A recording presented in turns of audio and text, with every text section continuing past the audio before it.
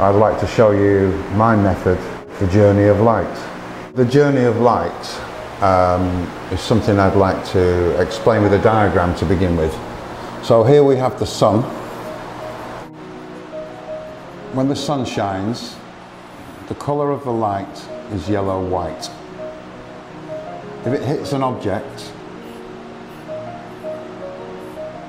it creates a shadow, and that shadow is the opposite colour on the colour wheel to the light source. So in this case it would be violet blue, because the sun, when it's high in the sky, the light source is yellow-white. Now when the sun is going down onto the horizon, it goes more red, the light.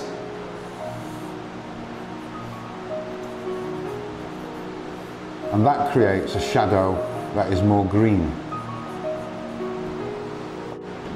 So this is the surface of the Earth, and this is the atmosphere.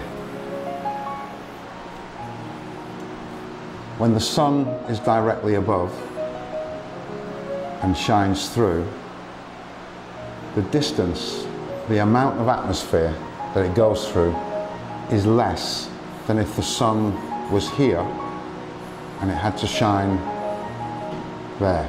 This can be 2 or 3 times as much atmosphere that the sun has to go through. And the effect of that is that if the sun rays have, say, red, yellow and blue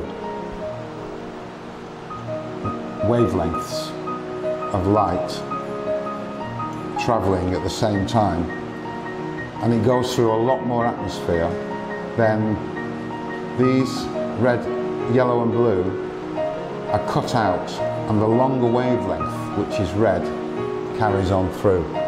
More red light gets through because it's a longer wavelength, and that's why you have a red sky at night. So what we've got so far is direct light is yellow-white. Shadow is violet blue. So reflected light in shadow is red, or more red. And the reason for that is because if the light hits the surface and bounces into the shadow of this tube, it will be more red because it's gone through more to get there. So more of the red rays are left. So it's warmer, the light that is reflected into shadow. So what we've got here is yellow, blue and red, the 3 primary colours that exist in our solar system, and that is exactly how they work. Now the next thing we have to add to that is local colour. The colour a thing is. So one of the things I've done over the last 20 years is developed my own palette, and by palette I mean set of colours, and that palette consists of basically 3 colours: red, blue and yellow. So instead of using earth colours or secondary or tertiary colours, I'm just using 2 or 3 reds, 2 or 3 yellows and 2 or 3 blues. So it really consists of 3 colours: red, blue and yellow. And that's so that I can follow the journey of light as it comes from the sun and hits each object. And the palette is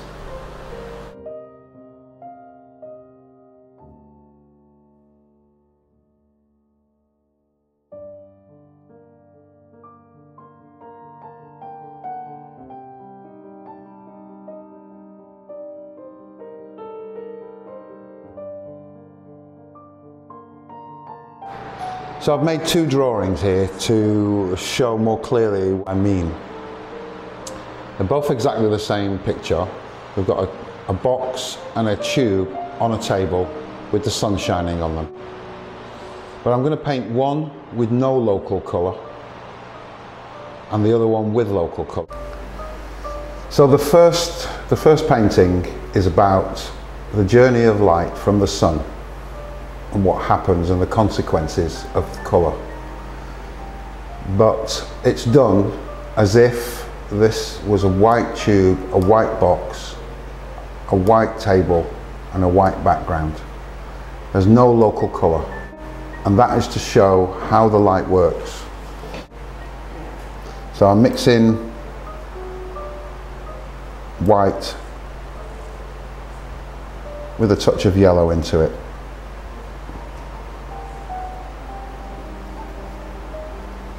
And that will be the colour of the surface of that and that, because this is a white box.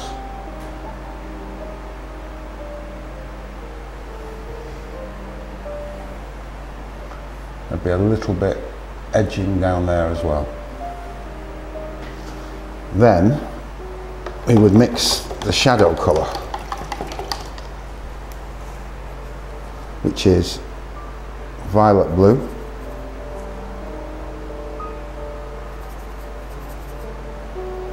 into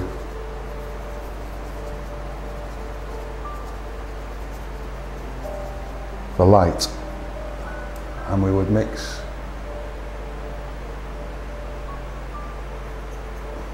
we would paint it like that.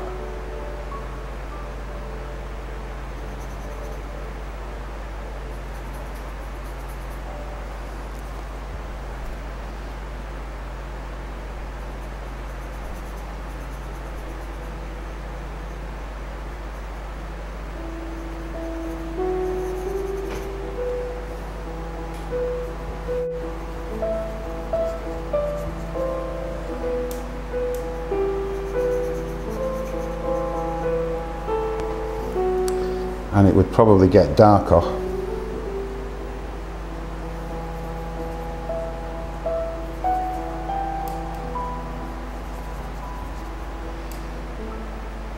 In the deeper part of the shadow.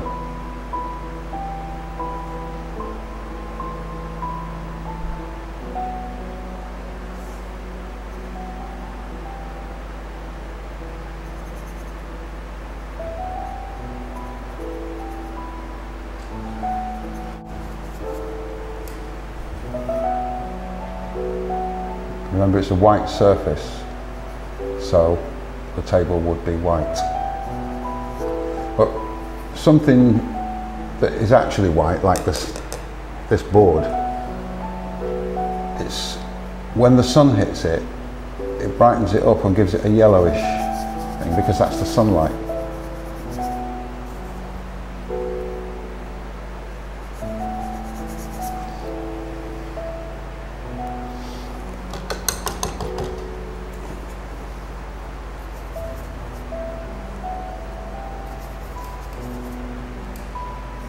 And the background would just be dark because it's further away and in shadow. And there you get a sense of what light is doing. Now I could paint this another 3 or 4 times with a different light source, and then the shadow would be a different colour.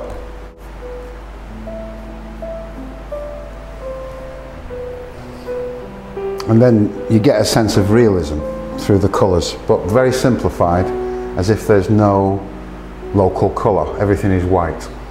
But that's just to show what the light is doing when you've got a normal sunny day with the sun up in the sky, with yellow white light and violet blue shadow. Now what we'll do is we'll create the same situation with 2 objects that have got local colour. So we're going to do a green box, and then we add to that yellow white.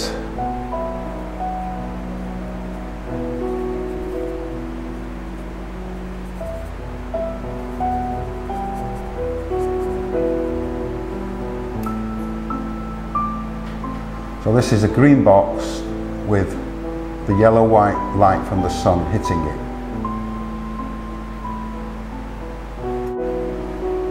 We add to that green violet blue,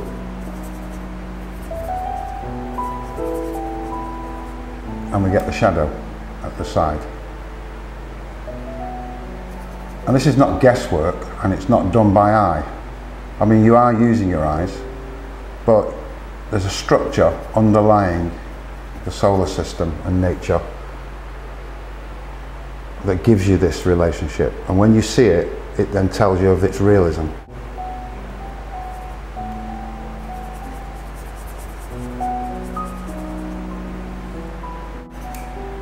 Now, we mustn't forget reflected light in shadow,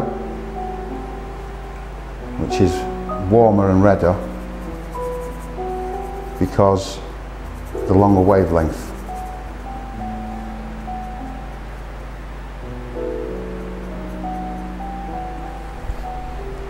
So we've got a green box. So let's say we've got a red tube. So we take red and we add to it yellow, white,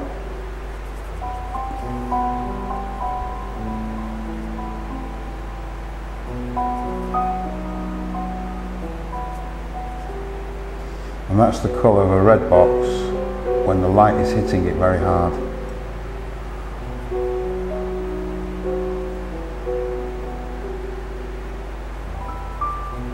And then we put the shadow,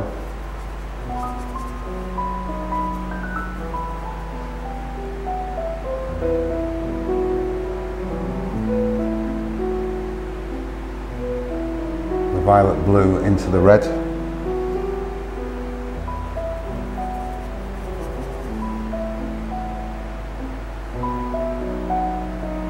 and you can sort of brighten it up. So let's say we've got a yellow floor,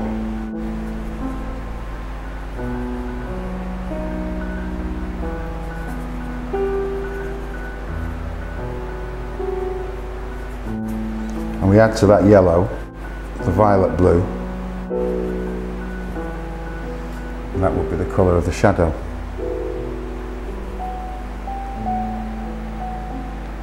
But the shadow is a different colour than there because it's the local colour of the table.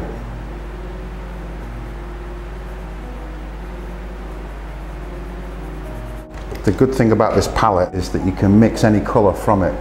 Instead of having secondary and tertiary colours and earth colours and not knowing why they're there, just going by eye, you start with three colours, red, blue and yellow. And those three colours, when you follow the journey of the light, the consequences of them come to the colour that is correct and the balance is perfect. So if I want to create a black, all I have to do is get the balance. Now you wouldn't have thought that taking a colour that's quite dark but not black and adding to it red and yellow, which are lighter colours, the colour goes blacker.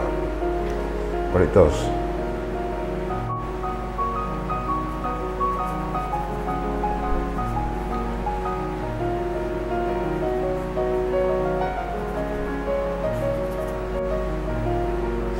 But all these different colours tell you about the form and the space. Your brain picks everything up immediately and understands it as real and convinces your brain because everything is correct and the relationships are correct.